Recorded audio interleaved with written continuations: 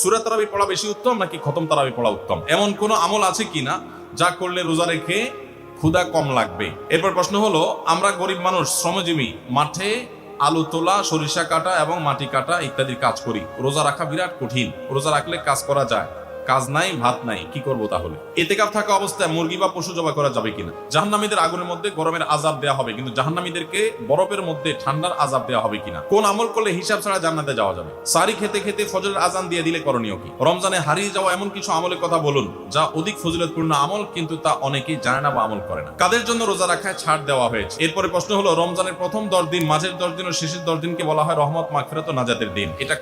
এটা কতটা সহিহ? ঘুম থেকে জাগ্রত হতে না পারার কারণে যদি সারি খেতে না পারি এবং না খেয়ে রোজা রাখি, তাহলে রোজা হবে কিনা? অবশ্যই রোজা হবে।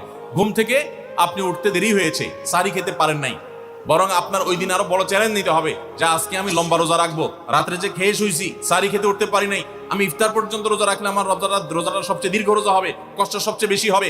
আর হাদিসে আসছে ইন্না আযামাল জাযা মা আযামিল বালা, কষ্ট যত বেশি হবে আল্লাহ তাআলা আজর বা বিনিময় তত বেশি দিবেন। যে আমি বেশি সহিষ্ণু হলাম, বেশি ধৈর্যশীল হলাম, বেশি সংযম করলাম, সো ওই দিন আরো বেশি চ্যালেঞ্জ নিতে হবে ইনশাআল্লাহ তাআলা। বগুড়াতে ওষুধের এক মার্কেটের দ্বিতীয় তলায় স্যাম্পলের ওষুধ অল্প টাকা কিনতে পাওয়া যায়। যে ওষুধগুলোর পকেটে লেখা থাকে এটি বিক্রির জন্য নয়, এবং ওই একই ওষুধ যদি মার্কেটের নিচতলায় থেকে কিনে নেয় তাহলে বেশি টাকা দিয়ে কিনতে হয় স্যাম্পল ছাড়া। আমার প্রশ্ন হলো, এরকম স্যাম্পলের ওষুধ অল্প টাকা কেনা জায়েজ হবে কিনা?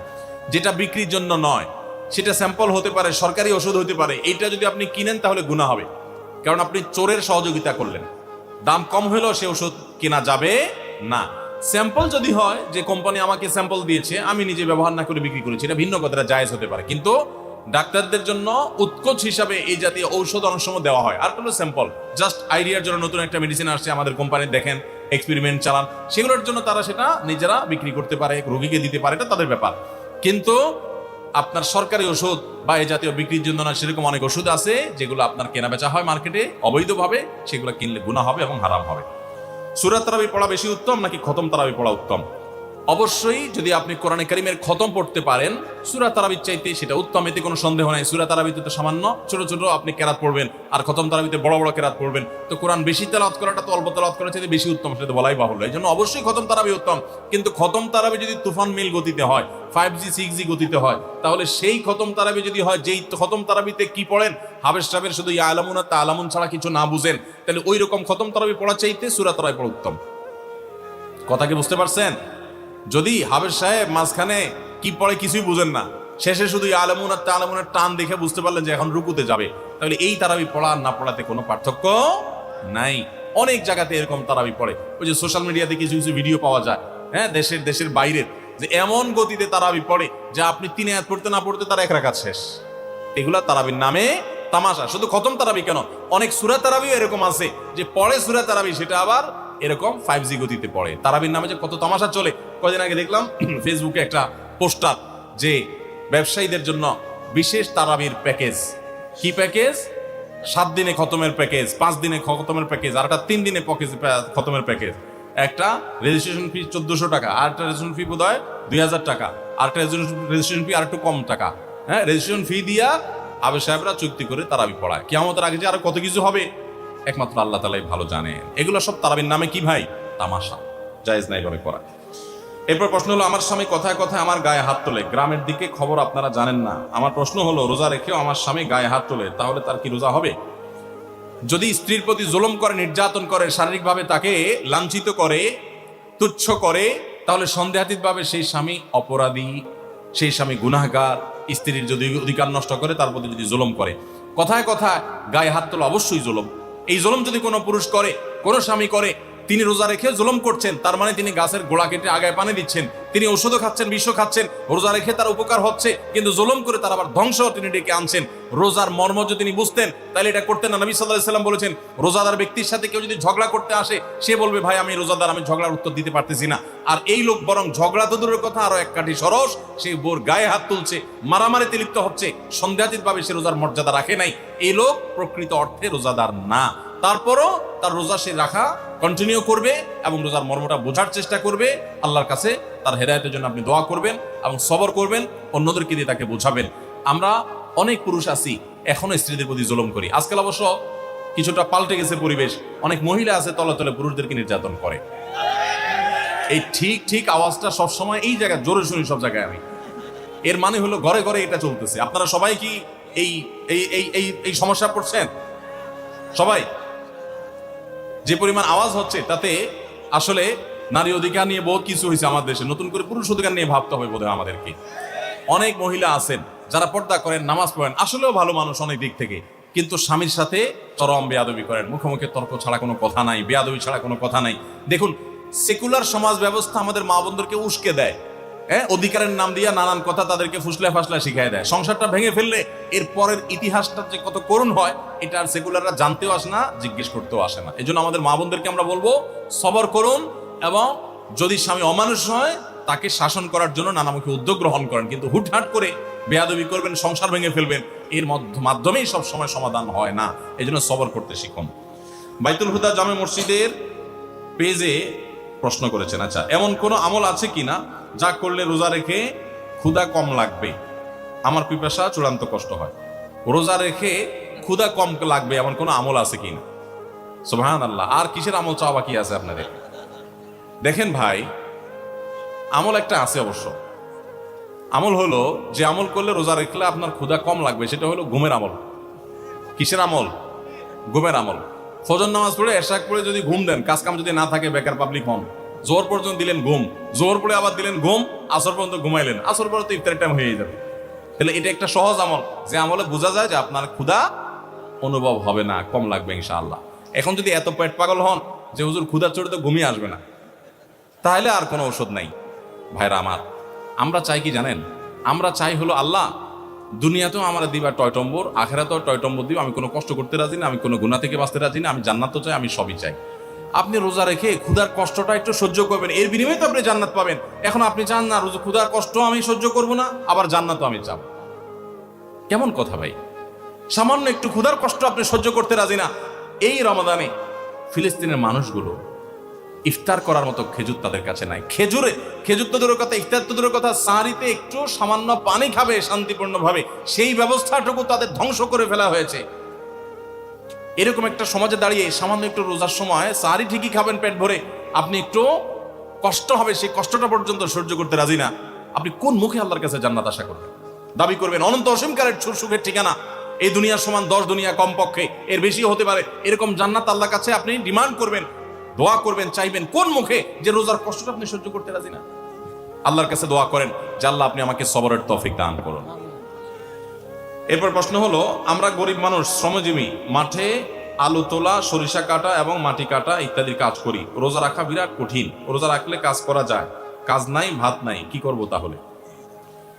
ভাইরা আমার, এই প্রশ্ন আমাদের যখন আসে শ্রমজীবী ভাইদের কাছ থেকে, তখন আমরা প্রথমেই তাদের প্রতি সমবেদনা জানানোর চেষ্টা করি যে আমরা এমন একটা সমাজে বাস করছি যে সমাজে আমাদের শ্রমজীবী ভাইদের জন্য আসলে ভালো কোনো ব্যবস্থা নেই।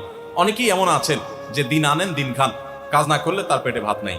এই ভাইদেরকে আমরা বলবো, আপনার এমন হার্ড পরিশ্রম করতে হয় যে রোজা রেখে সেটা করা সম্ভব নয়, এই অজুহাতে আপনার রোজা না রাখার সুযোগ নাই।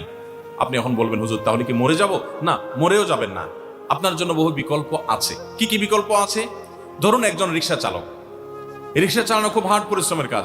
আজকাল অবশ্য বেশিরভাগ এলাকাতে মোটর লাগা নিয়েছেন, যারা পেডেল মারেন পায়ে দিয়ে, তাদের অনেক কষ্ট হয়। এখন আপনি বলতে পারেন হুজুর 8 ঘন্টা 7 ঘন্টা 6 ঘন্টা রিক্সা চালা কিভাবে রোজা রাখবো এই গরমের সময়? আমি বলবো ভাই, আপনার যে অনেকগুলো অপশন আছে তার ভিতরে একটা অপশন হলো, আপনি যদি ইচ্ছা করেন যে রমজান মাসে আমি রিক্সা চালাবো খুব অল্প সময়, যে জমার টাকা তুলে কোন রকম আমার ডাল ভাত কেনার কোন রকম ব্যবস্থা হবে, মানে কোন রকম বেঁচে থাকার ব্যবস্থাটা হবে, যেহেতু আমার রোজা রাখা লাগবে, এই জন্য আমি ডিউটি একটু কমায় করবো, 6 ঘন্টা জায়গা 3 ঘন্টা করবো, এবং দিনে ডিউটি করলে প্যাসেঞ্জার একটু বেশি থাকে, আমি একটু রাতে বেশি ডিউটি করবো, প্যাসেঞ্জার একটু কম থাকবে, তারপরেও আমার রোজাটা রাখা হবে। চেষ্টা করলে উপায় আছে না নাই? আপনি যদি আগে থেকে 4 মাস আগে থেকে প্ল্যান করেন, যেহেতু সামনে রমজান মাস আসতেছে, রমজান মাসে হার্ড পরিশ্রম আমি করতে পারি না, করতে গেলে রোজা রাখা হয় না, রোজা রাখা এদিকে ফরজ, আমার আল্লাহর কাছে যেতে হবে, সেজন্য আমি 4 মাস আগে থেকে যদি একটু একটু করে টাকা জমা করে রাখি রোজার মাসে, যাতে আমি বসে বসে খেতে পারি বা কম পরিশ্রম করে সংসার চালাতে পারি, তাহলে সেই সুযোগ আছে না নাই? এরকম বহু সুযোগ আছে। আপনি লোন করে করতে পারেন, পরে সেই লোন পরিশোধ করতে পারেন। করোনার সময় দেখেন আমরা অনেক কিছুকে মনে করি অসম্ভব, করোনার সময় সেগুলো যে সম্ভব সেগুলো আমরা হাতে কলমে দেখেছি। যখন কোয়ারেন্টাইনের সময় রিক্সা চালকদের রিক্সা বন্ধ ছিল, তখন কিভাবে চলেছেন? মাসকে মাস, বছর জুড়ে যদি চলতে পারেন, এখন 1 মাস চলতে পারবেন না? এই জন্য ভাই কষ্ট হবে ঠিক, কিন্তু সদিচ্ছা থাকলে সম্ভব। আর যারা যত বেশি পরিশ্রম করবেন, আপনি শ্রমজীবী মানুষ, অভাবী মানুষ, আপনার শ্রম যাই আল্লাহ তাআলা আপনাকে বিনিময় দেবেন ইনশাআল্লাহ। যারা যত বেশি কষ্ট করবেন, ওই ধনীদের রোজা চাইতে আপনার রোজার মর্ম আল্লাহ তাআলার কাছে অনেক বেশি। ইতিকাফ থাকা অবস্থায় মুরগি বা পশু জবাই করা যাবে কিনা? ইতিকাফ করা অবস্থায় মুরগি পশু জবাই করবেন কেন? কি দুঃখে? বাইরের লোকের টান পড়ছে? যদি আপনি মসজিদে থেকে করতে চান, করতে পারেন, হয়ে যাবে মুরগি জবাই, আপনার ইতিকাফেরও ক্ষতি হবে না যদি এরকম কোনো লোক না থাকে মুরগি জবাই করার জন্য। যদি বিকল্প থাকে তাহলে সেটা করবেন, কারণ আপনি মসজিদে থেকে বাইরে মুরগি ধরে জবাই করা এটা তো কঠিন একটা কাজ, এত কসরত করাকরি কেন করতে যাবেন যদি অন্য লোক থাকে? যদি না থাকে কেউ, আপনি মসজিদ থেকে যদি মুরগি জবাই করে দেন, সেটা জায়েজ হতে পারে। আমার উপর যখন রোজা ফরজ হয় তখন আমার বয়স 11 বছর ছিল, আমি তখন রোজা রাখি নাই, এখন কিভাবে রোজা রাখবো? আপনি এখন রোজা রাখবেন, আগের যত রোজা বাকি ছিল রাখেন নাই সেগুলো কতগুলো হলো আনুমানিক একটা ফিগার বের করে এখন থেকে রোজাগুলো রেখে রেখে শেষ করবেন। আমি একজন নির্মাণ শ্রমিক, আমি রাজমিস্ত্রি, আমাদের হেড মিস্ত্রি মালিক পক্ষ থেকে টাকা পেলে কিছু টাকা রেখে দেয় শতকরা 20% হিসাবে। কেউ কিছু বললে তাকে আর কাজে রাখে না, এই টাকা তার জন্য হালাল হবে কিনা? দেখুন, এটা যদি শ্রমিকদের হক মেরে নেয় তাহলে তো সম্পূর্ণ হারাম, এতে কোনো সন্দেহ নেই। কিন্তু কখনো কখনো কন্ট্রাক্টররা চুক্তিতে আসে যে আমি ম্যান পাওয়ার বিজনেস যারা করে, যে আমি লোক সাপ্লাই দিব, সব ম্যানেজমেন্ট আমি করব এবং তার এত টাকা বেতন, এর অতিরিক্তটা আমার থাকবে। তো এরকম যদি হয় তাহলে সেটা জায়েজ হতে পারে। কিন্তু মিস্ত্রির সাথে, সাধারণত হেড মিস্ত্রির সাথে যারা অধীনস্থ তাদের সাথে ব্যাপারটা এরকম থাকে না নরমালি, তাহলে সেক্ষেত্রে সেটা অধিকার নষ্ট করা হবে। জাহান্নামীদের আগুনের মধ্যে গরমের আযাব দেওয়া হবে, কিন্তু জাহান্নামীদেরকে বরফের মধ্যে ঠান্ডার আযাব দেওয়া হবে কিনা? জি ভাই, আল্লাহ মাফ করুন আমাদেরকে জাহান্নাম থেকে। কোরআনে কারিমে আল্লাহ তাআলা জামহারীরের কথা বলেছেন। জামহারীর হলো জাহান্নামে ঠান্ডার মাধ্যমে অপরাধীদেরকে শাস্তি দেওয়া হবে, কখনো গরমে জাহান্নামে আগুনে, আবার কখনো ঠান্ডার মাধ্যমে। উভয়টার কথাই কোরআনে আছে, একটা হলো নার আর একটা হলো জামহারীর। আমাদের সমাজে সালামের প্রচলন খুবই কম, আংশিক। কিছু মানুষ সালাম দেয় ভুল উচ্চারণে। শুদ্ধভাবে সালাম প্রচলন বাড়াতে আমরা কি করতে পারি? শুদ্ধভাবে সালামের উচ্চারণ বাড়ানোর জন্য শুদ্ধ করে সালাম দিতে হবে, আসসালামু আলাইকুম ওয়া রাহমাতুল্লাহ। কয়দিন পর পর দেখবেন কতগুলা সেকুলার, আধা সেকুলার, নাস্তিক, আধা নাস্তিক, এগো নাস্তিক, শিকি নাস্তিক, বহু রকমের আছে। এরা কয়দিন পর পর দেখবেন আপনারা সালাম দিলে, ইনশাআল্লাহ বললে, জাযাকাল্লাহ খায়ের বললে, সুবহানাল্লাহ, মাশাআল্লাহ, আলহামদুলিল্লাহ বললে এদের গায়ে জ্বলে। তো আমি বলি এগুলা বেশি বেশি করে বলবেন। এগুলো যত বেশি করে বলবেন তত বেশি সওয়াব পাবেন, কারণ এদের গায়ে যত আগুন ধরবে আল্লাহ তত খুশি হবেন। কারণ এরা যত ইসলাম বিদ্বেষী হওয়ার কারণে তাদের যত অ্যালার্জি হবে, তত বেশি আমরা ইমানদাররা আমাদের মানসিক প্রশান্তি পাবো, যেহেতু তাদের কাছে এগুলোতে অ্যালার্জি হয় এবং সেটাতে শয়তান খুশি হয়। সো শয়তান বেজার হয় আমরা এগুলো বেশি বললে। অতএব শয়তানকে বেজার করাটাই আমাদের ইবাদত। এজন্য আমরা এগুলো বেশি করে বলবো ইনশাআল্লাহ, শুদ্ধ করে সালাম দেব। সালামের ক্ষেত্রে একটা বিশেষ কথা বলতে চাই। কর্পোরেট দুনিয়াতে সালামের ব্যবহার, সালামের প্রচলনটা খুব কম হয়। খুব দুঃখজনক একটা ব্যাপার। বড় বড় বাণিজ্যিক প্রতিষ্ঠানগুলোতে, অফিস আদালতগুলোতে সালাম দেওয়া নেওয়া হয় না। কেন দেওয়া নেওয়া হয় না? কারণ হলো সালাম দিলে মনে করে হুজুরি হুজুরি ভাব। ওই জায়গাগুলোতে আরো বেশি করে সালাম দিবেন, বেশি করে সালাম দিবেন। এটা মূর্খতা, অজ্ঞানতা। সালাম দেওয়া মানে শান্তির দোয়া করা। আমরা কোন একটা সমাজে বাস করছি যে কর্পোরেট প্রতিষ্ঠানগুলোতে সালাম দিলে মনে করা হয় মানে লোকটা বোধহয় খ্যাত কিসিমের, এরকম একটা মনে করা হয়। ওই জায়গাগুলোতে আরো বেশি করে সালাম প্রচলন করবেন ইনশাআল্লাহ। কোন আমল করলে হিসাব ছাড়া জান্নাতে যাওয়া যাবে? হিসাব ছাড়া জান্নাতে যাওয়ার জন্য বিভিন্ন আমলের কথা আছে।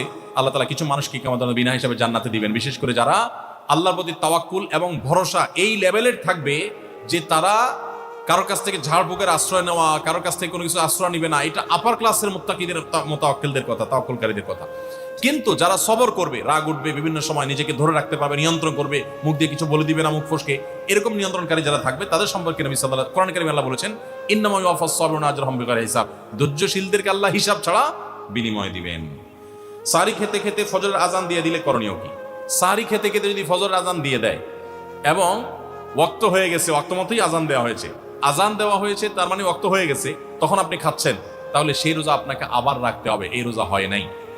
কারণ সাহরি খেতে হবে ফজরের ওয়াক্ত হওয়ার আগে আগে।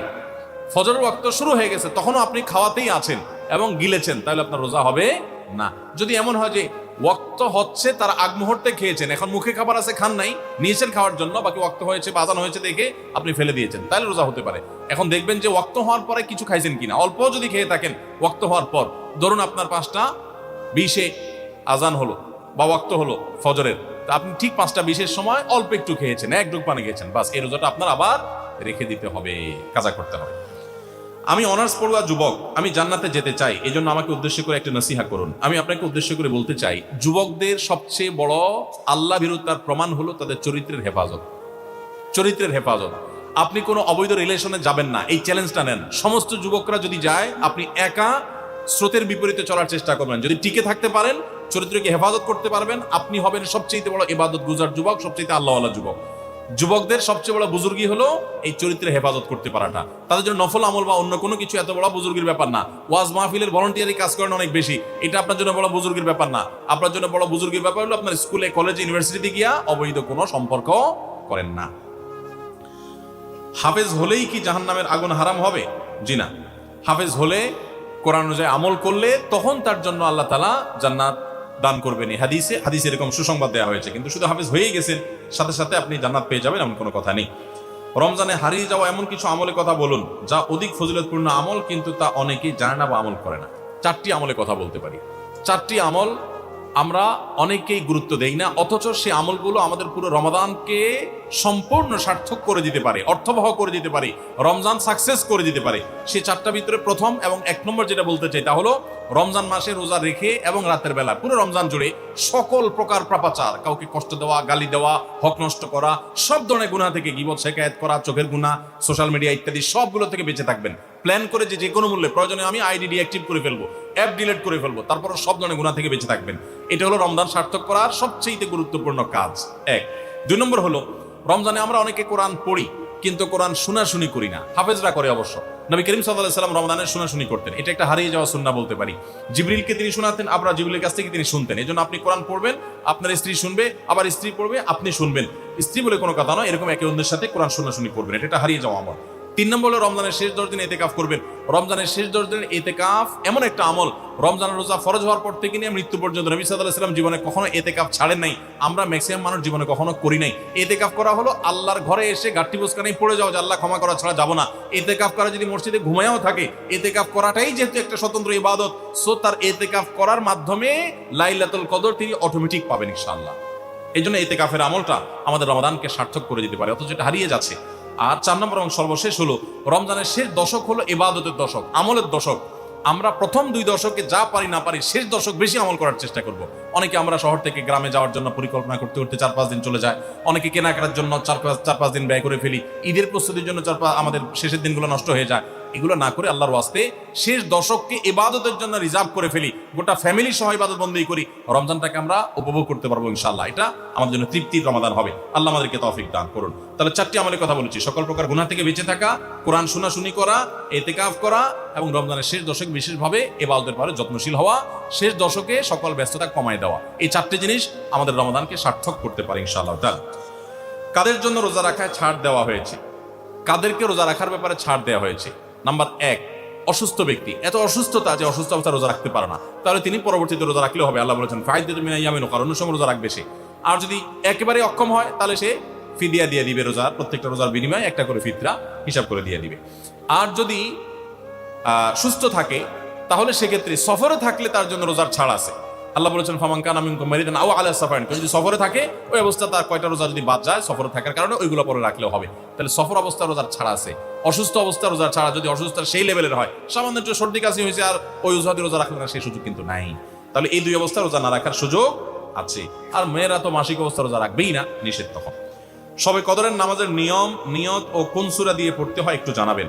শবে কদরের নামাজের আলাদা কোনো নিয়ম নেই যে 2 রাকাত করে অমুক সূরা এতবার পড়তে হবে অমুক রাকাতে, এরকম কোনো কথা নেই। লাইলাতুল কদর বা শবে কদর হিসেবে রমজানের শেষ দশকের সবগুলো রাতে না পারলে বিজোড় রাতগুলোতে 21, 23, 25, 27, 29 এই রাতগুলোতে বিশেষভাবে ইবাদত বন্দেগী বেশি বেশি করবেন। 2 রাকাত করে যত পারেন নামাজ পড়বেন, আস্তে আস্তে পড়বেন, ধীরে ধীরে পড়বেন, লম্বা কেরাত, সিজদা খুব ভালোভাবে করার চেষ্টা করবেন। যে কোনো সূরা দিয়ে পড়তে পারেন। সূরা যদি 1 রাকাতে কয়েকটা পড়েন বা একই সূরা বারবার পড়েন সেটাও করতে পারেন, কিন্তু নির্দিষ্ট কোনো সূরা পড়তে হবে, নির্দিষ্ট কোনো নিয়ম নেই।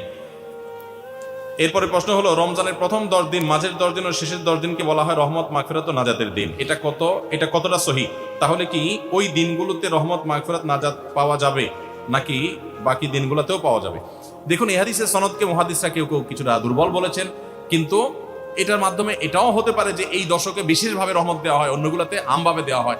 এর মানে এই না যে অন্য দিনগুলোতে রহমত দেওয়া হয় না। শেষ প্রশ্ন, নারীদের জন্য কিছু আমল বলুন, কারণ রমজানে বাসায় সাহারি, ইফতারি, অন্যান্য কাজ করতে করতে বেশি বেশি আমলের সুযোগ তারা পান না।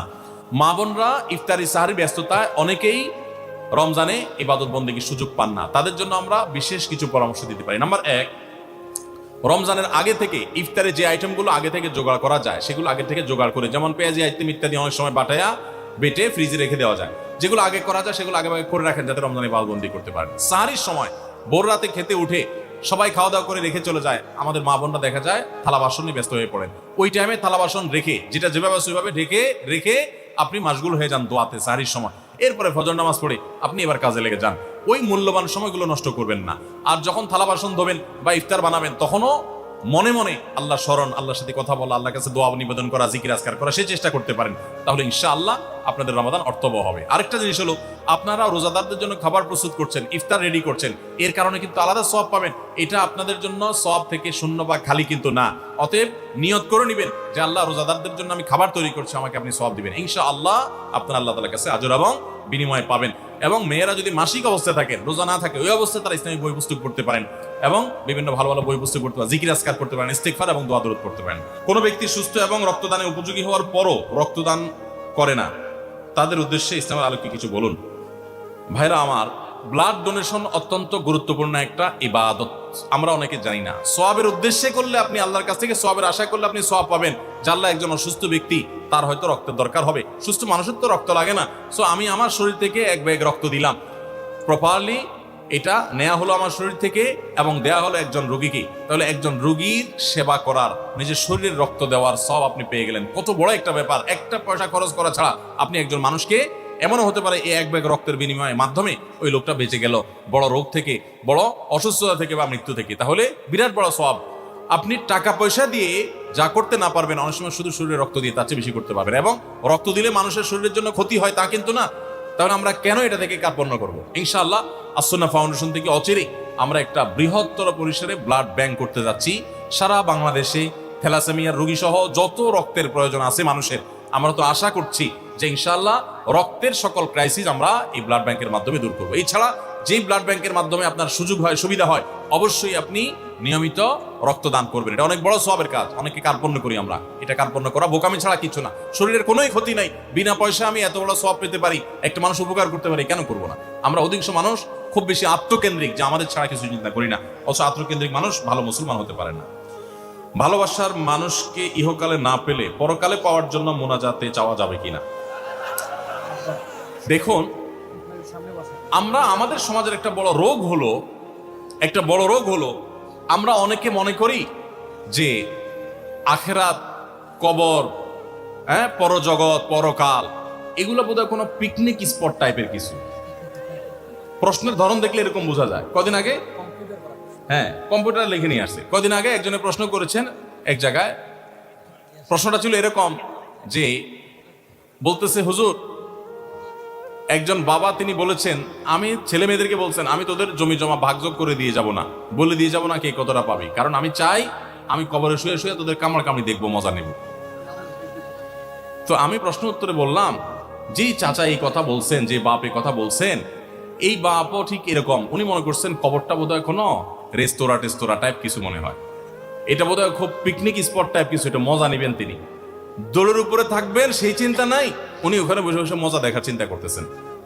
তো ভাইরা আমার, এক নম্বর কথা হলো, যে প্রশ্ন করেছেন এগুলো হলো যৌবনের ভ্রম, একটা বিশেষ বয়সের পাগলামি। বয়স চলে গেলে এগুলো থাকে না, মানুষ সংশোধন হয়ে যায়। একটা বয়সে মনে হয় অমুককে ছাড়া বাঁচবো না, তমুককে ছাড়া শেষ হয়ে যাবো, হান করেঙ্গে তান করেঙ্গে, এগুলো সব একটা পাগলামি বয়সের থাকে।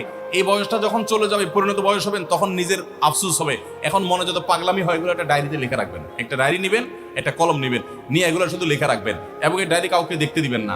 যখন পরিণত বয়স হয়ে যাবে, 40 পার হয়ে যাবে, তখন এই ডায়েরি খুলে দেখবেন আর লজ্জায় লাল হয়ে যাবেন যে আমি এত পাগল ছাগল ছিলাম, এত বেকুব ছিলাম, আমি বুদ্ধিশুদ্ধি আমার মাথায় এত কম ছিল।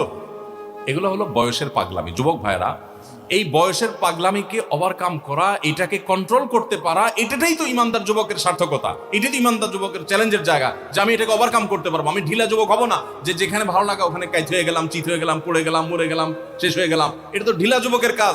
আর টাইট যুবকের কাজ, আত্মনিয়ন্ত্রণকারী যুবকের কাজ, আত্মশাসনকারী যুবকের কাজ, নিজের প্রতি নিজের কন্ট্রোলিং পাওয়ার আছে, সেই রকম মুসলিম যুবকের কাজ হলো যে ভালো লাগলে আমি সেখানে কাত হয়ে যাব না। এই যে রমজানের রোজা আমাদেরকে শিখায়, পিপাসা আছে, পানিও আছে, আমি পান করছি না, আমার লাগবে দেখি আমি সেটা করবো না, কারণ আল্লাহ নিষেধ আছে, হারাম করেছেন আল্লাহ তাআলা, সো আমি সেদিক যাবো না।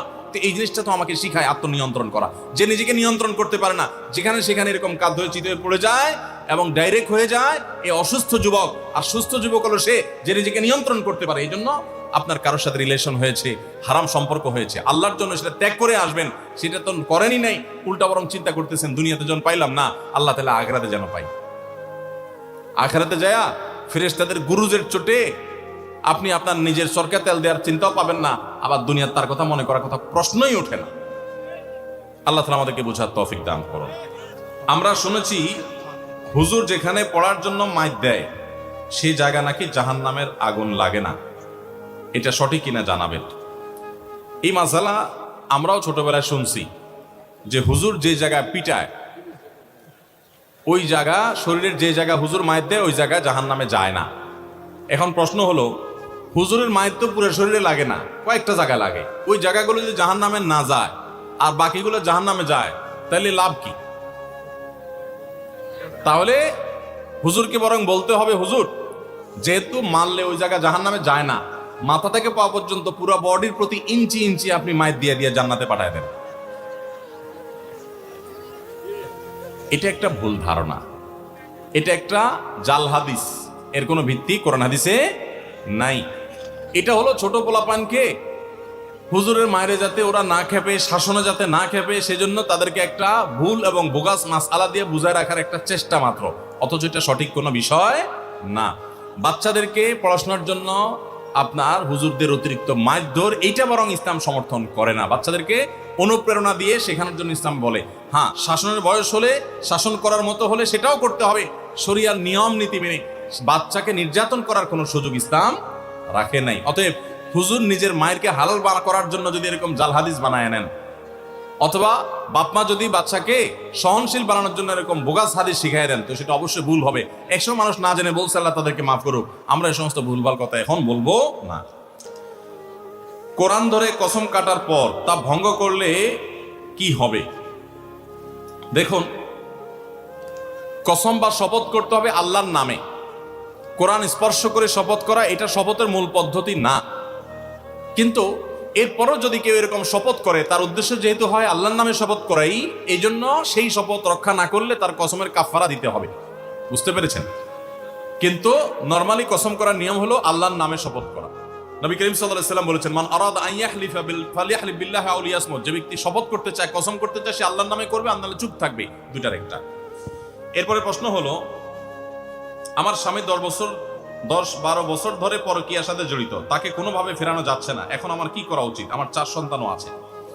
কোন নারীর স্বামী যদি আল্লাহ না করুক এরকম কোন গুনাহে লিপ্ত থাকে, এতটা অমানুষ হয় এবং পরকীয়া লিপ্ত হয়, তাহলে সেই স্বামীকে সংশোধন করার সকল চেষ্টা করে যদি ব্যর্থ হয়ে যান, তাহলে এই ভদ্র মহিলা এখন চাইলে, যদি তার কোনো উপায় না থাকে, তার জন্য কঠিন হয় এর সংসার ছাড়া বিকল্প চিন্তা করা, তাহলে তিনি এর সংসার করতে পারেন, জায়েজ আছে।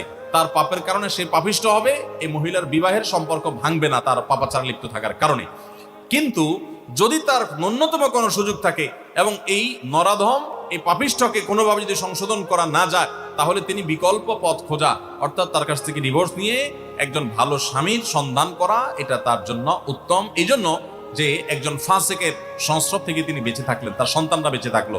এটা হলো যদি সমস্ত রাস্তা বন্ধ হয়, তখন এই বিষয়গুলো প্রত্যেক নারী আলাদা আলাদা তার কেসকে স্টাডি করে, আলোচনা করে, বিজ্ঞ লোকদের সাথে পরামর্শ করে তারপর ডিসিশন নেবেন। কারণ সবার অবস্থা এখানে ভিন্ন ভিন্ন হয়। আপনি জোশের ছোট ডিসিশন নিয়ে এরপর দেখা গেল যে আপনি বিপদে পড়লেন, সেটা যেন না হয় সেদিকটা খেয়াল রাখতে হবে। আমরা 13 জন ফেনী পুলিশ কোয়ার্টার থেকে তাবলিগ জামাতে এসেছি, আপনার মাহফিলে আছি, আমাদের জন্য দোয়া করবেন। মাশাআল্লাহ, আল্লাহ রাব্বুল আলামিন আমাদের পুলিশ ভাইদেরকে ন্যায় নীতির উপরে টিকে থাকার তৌফিক দান করুন। আল্লাহ তাআলা তাদেরকে হক হালালি চলার তৌফিক দান করুন। মিথ্যা থেকে আল্লাহ বেঁচে থাকার তৌফিক দান করুন। দুর্নীতি থেকে বেঁচে থাকার তৌফিক দান করুন। ঘুষ থেকে বেঁচে থাকার তৌফিক দান করুন। মিথ্যা মামলা দেওয়া থেকে বেঁচে থাকার তৌফিক দান করুন। মিথ্যা সাক্ষ্য থেকে আল্লাহ তাআলা হেফাজত করুন। আমাদের ভাইদেরকে আল্লাহ তাআলা আদর্শ পুলিশ হওয়ার তৌফিক দান করুন। ভাইরা আমার, আপনাদের আমিন আমিন তো উদ্দেশ্যমূলক মনে হইতেছে। আমি আমার দোয়া করতেছি, কিন্তু আপনাদের আমিনের জোর একটু বেশি বেশি মনে হইলো। কাহিনী কি ভাই? শুনেন, ওয়াজ মাহফিলে আমি দেখছি কোন প্রশ্নের উত্তর যদি মনে হয় যে কারোর গায়ে যাইতেছে, তখন আমরা খুব মজা পাই। অথচ একই দোষে হয়তো আমি নিজেও দোষী, আমি বেমালুম নিজেকে ভুলে যাই। এটা খুবই খারাপ জিনিস ভাই। আতা'মুরুনা আন-নাসা বিল বিররি ওয়া তানসাউনা আনফুসাকুম। তোমার একজন ভাইয়ের কোন একটা ভুলের কথা বলা হচ্ছে, তখন তুমি খুব খুশি, হ্যাঁ তার সংশোধন করা হচ্ছে, তাকে সাইজ করা হচ্ছে। এরকম অনেক সময় হয়, অনেক প্রশ্ন উত্তর দিলে। কিন্তু একই ভুল বা অন্য আরেকটা ভুল আপনার ব্যাপারে বলা হয়, তখন আপনার ভিতরে এই হিতাহিত জ্ঞান জাগ্রত হয় না, বা হিতাহিত আপনার মধ্যে কোনো বোধোদয় হয় না যে আমি এই ভুলটা সংশোধন করব। আপনার খুশি লাগে না যে আলহামদুলিল্লাহ আমি আজকে একটা ভুল ঠিক করতে পারলাম। এটা তো খুবই দুঃখজনক কথা যে আপনি আরেকজনের জন্য ঠিক ঠিক বলতেছেন, নিজের বেলা চুপ চুপ বলতেছেন। এটা তো হয় না। আমরা সবাই সবার ভুলগুলো কারেকশন করবো, ঠিক আছে তো ইনশাআল্লাহ ভাই? আমরা যারা ঠিক ঠিক বলছি, আমরা অনেকে অনেক গুনাহের সাথে জড়িত। আপনার পেশায় যারা আছে দেখবেন যে অনেকে কাজ করছেন এরকম অন্যায়, আপনি নিজে অনেক অন্যায়ের সাথে জড়িত। আমরা আরেকজন অন্যায়ের ব্যাপারে বলতে খুব বেশি মজা পাই। আল্লাহ আমাদের আত্মসংশোধনের তৌফিক দান করুন। হিন্দু ব্যক্তির কাছ থেকে রক্ত দেওয়াও নেওয়া যাবে কিনা? অমুসলিম যদি থাকে, অন্য ধর্মাবলম্বী, তাহলে অন্য ধর্মাবলম্বীদেরকে রক্ত দিতেও পারবেন, তাদের বডির রক্ত নিতেও পারবেন, কোনো অসুবিধা নেই। অন্য ধর্মাবলম্বীদের রক্ত গ্রহণ করতেও সমস্যা নাই। আর তাদের কারো শরীরে রক্ত দরকার হয়েছে, অ্যাক্সিডেন্ট করেছে কোনো কারণে, তো আপনি আপনার ব্লাড তাদেরকে দিতেও পারবেন, এতে কোনো গুনাহ হবে না। অনেকে মনে করে অন্য ধর্মাবলম্বী মানুষের রক্ত নিজের শরীরে মুসলমান গ্রহণ করতে পারে না, ব্যাপারটা সেরকম না। আমার প্রশ্ন, যদি কোনো নারী পরকীয়ার জন্য তার স্বামীকে ভুয়া তালাকনামা পাঠিয়ে দেয় এবং সে যদি তার অবৈধ সম্পর্ক করে, সেখানে সে যদি ঘর সংসার করে, বাচ্চা জন্ম দেয়, তাহলে তার আগের স্বামীর করণীয় কি? মহিলা যদি তাকে রেখে অন্য আরেক পুরুষের সাথে ঘর বাঁধে, তাহলে পুরুষ কি করবে? পুরুষ একই সঙ্গে একই মজলিসে সম্ভব হলে 3টা বিয়ে করবে। বুঝেন নাই কথা? যে মহিলা তাকে ফেলায় রেখে আরেকজনের কাছে যেতে পারছে, সে তো বেটাগিরি জাহির করা উচিত যে আমি আরো 3 জনের কাছে যেতে পারি, তুমি একজনের কাছে যেতে পারো মাত্র। বুঝেন নাই? অনেকেই আছে আমাদের দেশে যে বিবাহ বহির্ভূত অবৈধ সম্পর্ক, এটা তো এখন ডালবাত হয়ে গেছে, মানুষ এটাকে দোষের মনে করে না, খুব ডেঞ্জারাস একটা জিনিস। তো কারোর সাথে অবৈধ রিলেশন হয়েছে, তার বিয়ে হয়ে গেছে, এখন সে বলে বাকি জীবন আমি আর কাউকে বিয়ে করবো না। ভাই কেন বিয়ে করবেন না? বলে না অমুককে ভালোবাসছিলাম, এখন সে তো আরেক জায়গায় বিয়ে বসে গেছে, যেহেতু সে বেইমানি করলো আমি আর বিয়েই করবো না। আমি বলি কপাল পোড়া, তোমার 4 বিয়ে করা উচিত একসাথে। তুমি এতদিন ভুল জায়গায় অজায়গায় ঘুরছিলা, এটা প্রমাণ হয়েছে। এই জন্য 2 টাকা সেজদার শুকর, 2টা সেজদার শুকর দেওয়া উচিত যে আল্লাহ তোমার শুকরিয়া, এতদিন যারে মনে করছিলাম তার সাথে ঘর সংসার করবো, বিয়ে শাদী করবো, এই তো আজ তো বেঈমান, এই বেঈমানের পিছিয়ে এতদিন ঘুরছিলাম, আমি তো এখন হুঁশ ফিরে আসছে, আল্লাহ তুমি আমার সময় মতো ফিরাইছো। বিয়ে করার 3 বছর পর যদি বাগা দিতে বেরি, তখন কি হইতো? আগে আগে ভাগছে, বালা আগে পাকে দূর হয়েছে, আল্লাহ মানে বাঁচাইছে, শুকর আদায় করি। আর সে যদি একজনের কাছে বিয়ে করে সুখে থাকতে পারে, আমি একসাথে 4টা করে তারা দেখা দিব, এটা হলো বেটাগিরি। বুঝতে পেরেছেন? কাপুরুষের মতো আপনি বলতেছেন না আমি বাকি জন বিয়ে করবো, আমি মরে যাবো, জ্বলে যাবো, শেষ হয়ে যাবো, আমাকে বাঁচাতে পারবে না কেউ। মানে কি ভাইরা আমার? এই জন্য আমি সবসময় বলি, বিয়ে করে বীর পুরুষ আর প্রেম করে কাপুরুষ। প্রেম হয় চিপা চাপায়, বিয়ে হয় খুল্লম খোলা। বিয়ে করতে বেটাগিরি লাগে, প্রেম করতে বেটাগিরি লাগে না। বিয়ে করতে মোহর দেওয়া লাগে, প্রেম করতে শুধুমাত্র চীনা বাদাম খাওয়াইলে চলে। তাহলে এটা 2 নম্বর পথ, আর ওইটা 1 নম্বর পথ। 2 নম্বরে যাবেন না 1 নম্বরে আসবেন? ভাইরা আমার, বেশিরভাগ তরুণরা আমরা এই অপরাধে লিপ্ত। আল্লাহ আমাদেরকে হারাম থেকে বেঁচে থাকার তৌফিক দান করুন। তো যাই হোক, যে ভাই প্রশ্ন করেছেন, তার স্বামী, তার স্ত্রী ভুয়া তালাক দিয়ে গেছে, তার পরের বিয়েটা তার শরীরের সম্মত তালাক না হলে তার পরের বিয়েটা অবৈধ এবং বাতিল, এবং সেখানে তিনি জিনায় লিপ্ত। এই অবস্থা এই ভদ্রলোক অন্য কোথাও বিয়ে করতে পারেন। আবার তার স্ত্রীকে তিনি যদি ফিরে আনার উদ্যোগ নিতে চান এবং সে তওবা করে ফিরে আসতে চায়, সেটাও তিনি চাইলে করতে পারেন। এখন এক ধরনের হিজাবি বোরকা নেমেছে, যাহা মেয়ে থেকে শুরু করে বয়স্ক মহিলারাও পরিধান করছে ওড়না ছাড়া। সেই বোরকা পরে হাঁটলে সামনের দিকের কাপড় শরীরের সাথে লেগে থাকে এবং শরীরের সব বোঝা যায়, এমন বোরকা পরিধান করা যাবে কিনা, এবং ইসলামে মেয়েরা বাহিরে এলে পর্দার বিধান কি? এইরকম বোরকা পরলে তার উপর দিয়ে আরেকটা বোরকা পরতে হবে। বুঝেন নাই কথা? বোরকার উদ্দেশ্য হলো শরীরের সৌন্দর্য, এটা যেন পরপুরুষের সামনে ফুটিয়ে না তোলা যায়, সেটা যেন লুকিয়ে রাখা যায়, আবৃত রাখা যায়। এই জন্য দেখেন, যারা পর্দানসীন তাদের মতো আত্মসম্মান বোধ সম্পন্ন, তাদের মতো এতটা আত্মমর্যাদা বোধ সম্পন্ন যারা পর্দানসীন না, তারা কিন্তু সেরকম না। কারণ হলো, পর্দা করার মিনিং হলো যে একজন নারী, একজন মুসলিম নারী, তিনি সম্ভ্রান্ত, তিনি নিজেকে অন্য পুরুষরা তাকে নিয়ে বাজে চিন্তা কল্পনা করবে এই সুযোগ তিনি দিবেন না। এটা হলো তার ব্যক্তিত্বের ব্যাপার, এটা পার্সোনালিটির ব্যাপার। আর রাস্তাঘাটে যেখানে সেখানে তার সৌন্দর্য বিলায় বেড়াবে, আর মানুষ দেখে মনে মনে তাকে দর্শন করবে, জেনা করবে মনে মনে। মনে মনে তাকে নিয়ে জল্পনা কল্পনা করবে আজে বাজে, এরকম জিনিস যে করতে দেয় তার ভিতরে ন্যূনতম কোনো ব্যক্তিত্ব আছে বলে আমরা বলতে পারি না। পর্দাটা ব্যক্তিত্বের পরিচায়ক, আর পর্দাহীনতা হলো ব্যক্তিত্বহীনতার পরিচায়ক। পরিষ্কার কথা, পর্দা এবং শালীন পোশাক এটা মানুষের ব্যক্তিত্বকে প্রমাণ করে, আর পর্দাহীনতা অশালীনতা এটা ব্যক্তিত্বহীনতাকে প্রমাণ করে। তাকে নিয়ে মানুষ নোংরা চিন্তা করুক, এটা যে চায় তার মতো রুচিহীন মানুষ আর কি হতে পারে। আল্লাহ তাআলা আমাদেরকে পর্দার গুরুত্ব বোঝার তৌফিক দান করুন। এখন যদি এমন কোন বোরকা পরেন যে বোরকাটা এতটা আঁটুসাঁটু, এতটা শরীরের সাথে লেগে থাকে, শরীর অঙ্গ প্রত্যঙ্গ ফুটে উঠে, সেই বোরকা পরা আর সাধারণ কাপড় চোপড় পরে অশ্লীল পোশাক পরে চলাফেরা করা একই কথা। এই বোরকা পরা না পরা সমান। এই বোরকার উপরে বরং আরেকটা বোরকা পড়তে হবে। সো এরকম টেডি মার্কা বোরকা পরলে শরীয়তের পর্দা হবে না, এটা পর্দার নামে তামাশা।